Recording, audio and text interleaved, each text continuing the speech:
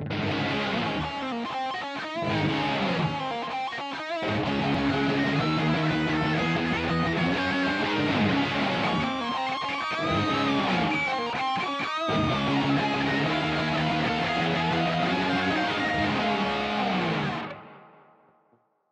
I'm going to review the Spanish Blu-ray edition of Alfred Hitchcock's fourth feature film, Downhill.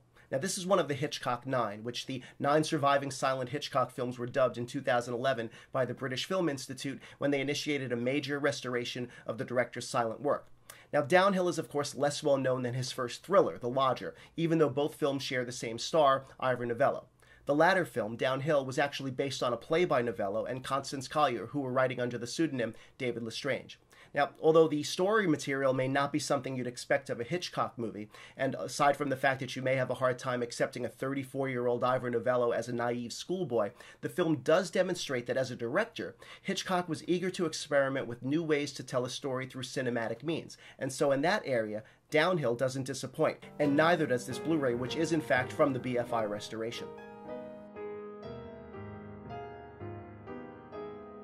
Simply put, the story concerns Roddy Berwick, a young man at a private school who has everything going for him: the right family, the right education, the right connections.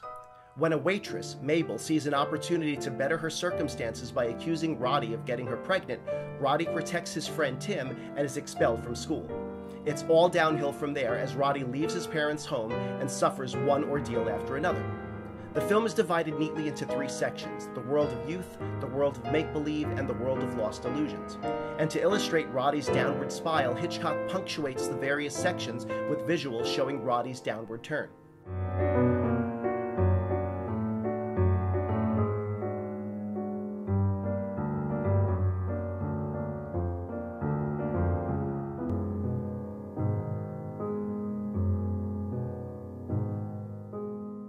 Now, while much of this is a bit too on the nose for Hitchcock, there is quite a bit of clever camera work, editing, and superimpositions that reveal the development of Hitchcock's visual style.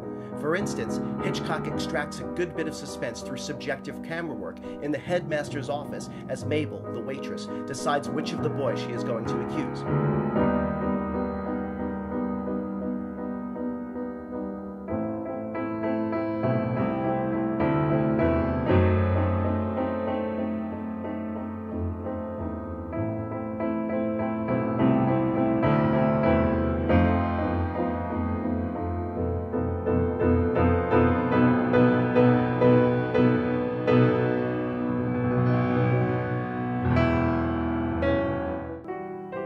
Notice, too, the way Hitchcock chooses to depict what amounts to a false flashback through details superimposed over Mabel's face as she lies about Roddy. A false flashback that would precede the one in Stage Fright by almost 25 years.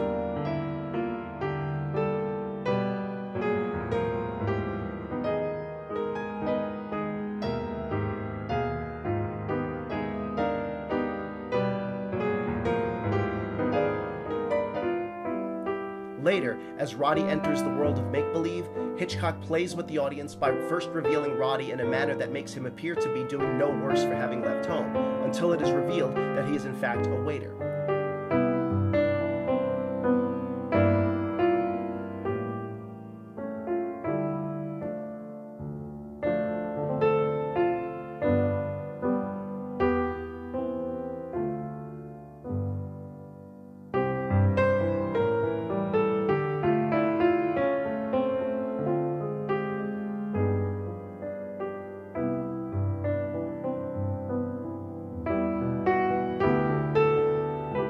And then, it is further revealed that Roddy isn't a waiter at all, but that he's playing one on a stage in a theater.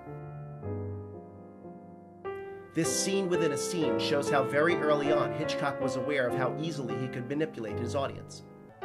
When Roddy enters the dressing room of one of his colleagues, notice her upside-down point-of-view shot, which Hitchcock would use much more effectively years later in Notorious.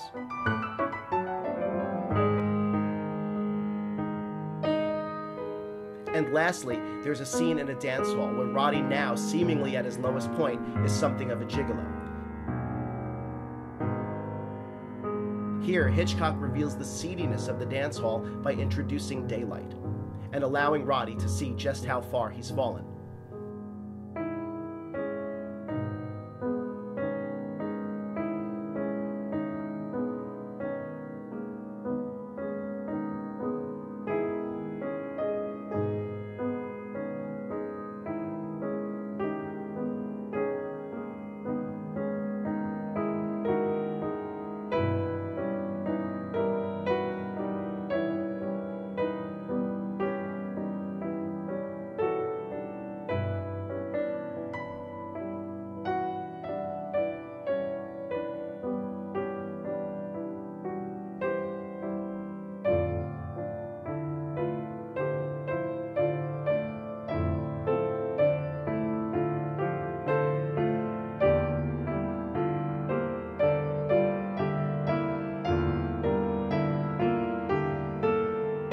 Now, while it may not have the suspense or the humor of Hitchcock's British films that would follow just a few short years later, Downhill, especially in this Blu-ray edition, which it does indeed play in the US, is well worth seeing and enjoying as further evidence of how Hitchcock became Hitchcock.